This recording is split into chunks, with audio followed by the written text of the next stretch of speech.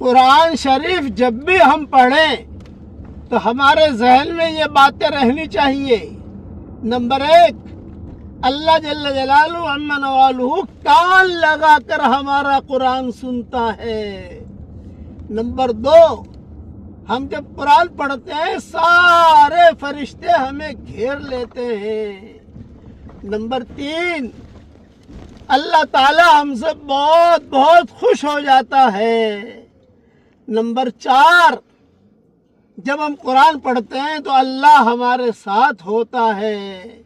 یہ تو میں نے مختصر فائدے بیان کیے، سب سے بڑا فائدہ یہ ہے کہ اللہ تعالیٰ کان لگا کے سنتا ہے۔ یہ بہت بڑی سعادت مندی کی بات ہے۔ اس دھیان سے اگر ہم قرآن پڑھیں گے تو انشاءاللہ پڑھنے میں مزہ آئے گا۔ اپنے بچوں کو بھی سکھائیے۔ اللہ تعالیٰ ہم سب کو اور ہماری قیامت تک کے آنے والی نسلوں کو اس کے قرآن سے جوڑ دے۔ کہیے آمین۔